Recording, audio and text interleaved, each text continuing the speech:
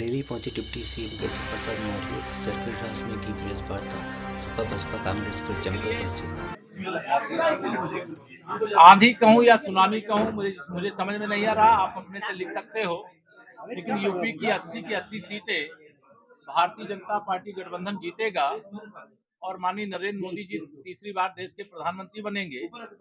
हमारी चाहे यह बरेली सीट हो, चाहे आंवला हो, चाहे बदायूं हो, अब किसी का कोई गढ़ नहीं रहा। केवल उत्तर प्रदेश में कोई गढ़ है तो वो भारतीय जनता पार्टी का गढ़ है।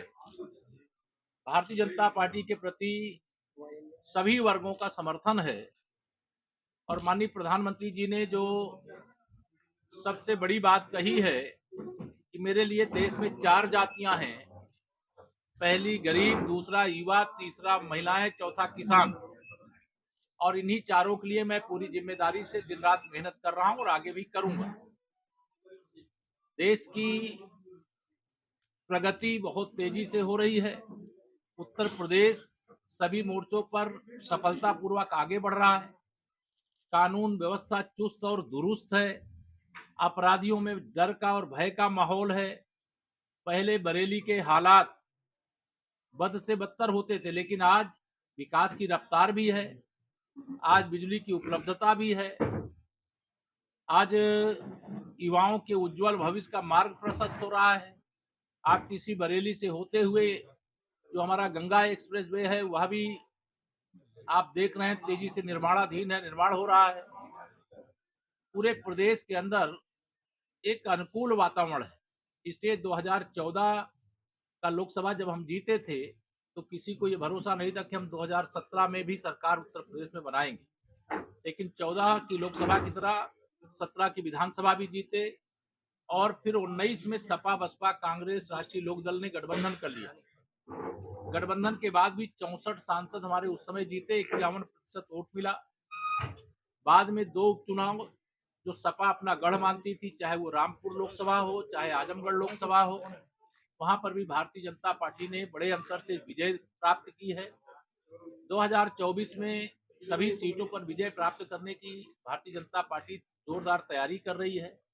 विपक्षी गठबंधन के पास न कोई नेता है, न उनके पास कोई मुद्दा है, न देश के लिए कोई उनके पास विजन है। उनके पास एक ही एजेंडा है कि कब देश की एक आदिवासी समाज की बेटी राष्ट्रपति बने तो उनका कैसे अपमान किया जाए, एक किसान का बेटा देश का उपराष्ट्रपति बने तो उनका कैसे अपमान किया जाए, एक गरीब माँ बाप का बेटा पिछड़े वर्ग से आने वाले माननीय नरेंद्र मोदी जी देश के प्रधानमंत्री बने, उनका कैसे अपमान किया जाए। यह इन विरोधियों को बर्दाश्त नहीं हो रहा। जो विरोधियों का गठबंधन है उसे मैं ठगबंधन कहता हूँ और वह ठगबंधन दिशा विहीन है। उसके पास कोई दिशा नहीं है। जितने दल हैं, जितने नेता हैं, उतने प्रधानमंत्री पद के उम्मीदवार। इसलिए मैं आज यहाँ यही कह सकता हूँ, तीसरी बार मोदी सरकार उत्तर प्रदेश में 80 की 80, देश में 400 पार। भाजपा की माननीय नरेंद्र मोदी जी के नेतृत्व में फिर से सरकार बनेगी। इस समय एक बहुत बड़ा कार्यक्रम, एक संकल्प देश के सामने है कि 2047 तक जब आजादी के 100 वर्ष पूरे होंगे, हम विकसित भारत के संकल्प को पूरा करेंगे। उसके लिए विकसित भारत संकल्प यात्रा चल रही है। उस यात्रा के कार्यक्रम में मैं कल शामिल होने का कार्यक्रम करूंगा और हमारा प्रयास है, और ये यात्रा हर गांव में जा रही है और माननीय मोदी जी की गारंटी है। गरीब कल्याण की योजनाओं का लाभ लोगों को मिला है और जो वंचित रह गए हैं उनके लिए जहां संकल्प यात्रा जाती है वहां पर सभी विभागों के स्टॉल लगते हैं। कोई किसी योजना का लाभ पाने से वंचित है तो वहां फॉर्म भी भराया जा रहा है और जो फॉर्म भराया जा रहा है उसको सूचीबद्ध करके, क्योंकि माननीय प्रधानमंत्री जी ने जो कहा है उसको मैं दोहरा रहा हूं आप सबके माध्यम से, मोदी जी की गारंटी, गारंटी की भी गारंटी। इसलिए देश पूरी तरह से भाजपा के साथ है, देश की जनता भाजपा के साथ है, देश का गरीब, नौजवान, किसान, महिलाएं भाजपा। कांग्रेस यूपी जोड़ो यात्रा एक एक एक एक एक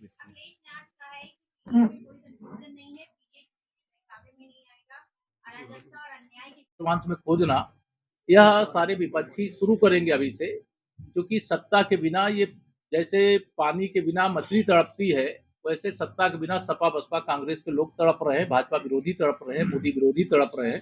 लेकिन जनता भाजपा के साथ है, मोदी जी के साथ है और देश के विकास के साथ है, देश को विश्व गुरु बनाने के साथ है, देश को 5वीं अर्थव्यवस्था से तीसरी अर्थव्यवस्था बनाने के साथ है। भारत हर क्षेत्र में आगे बढ़ रहा है। धारा 370 हट गई। अयोध्या में श्री राम जन्मभूमि पर भव्य मंदिर का निर्माण पूरा हो रहा है। 22 जनवरी 2024 को जो विरोधी कहते थे, हम लोग जब नारा लगाते थे रामलला हम आएंगे, मंदिर भव्य बनाएंगे, तो विरोधी एक ही बात कहते थे, ये तारीख नहीं बताएंगे।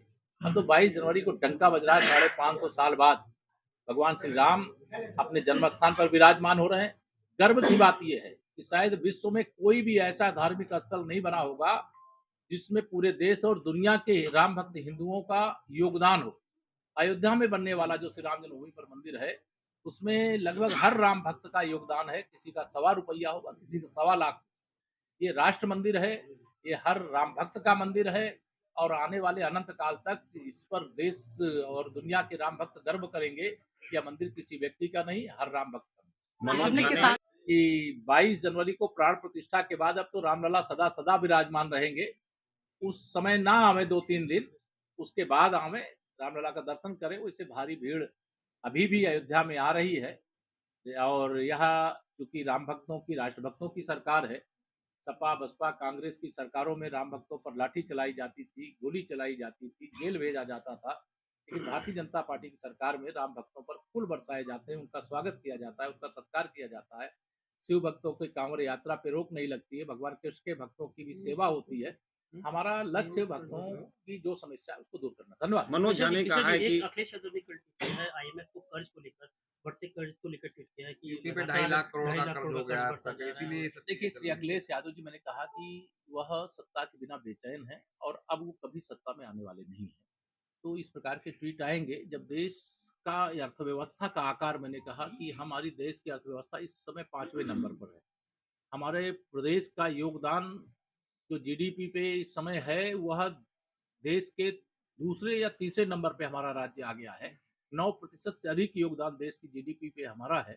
तो श्री अखिलेश यादव जी को अफवाह फैलाना, बरगलाना और बात करना पीडीए की और काम करना परिवार के लिए, तो इसीलिए मैंने कहा कि श्री अखिलेश यादव जी का पीडीए, परिवार डेवलपमेंट अथॉरिटी, पीडीए,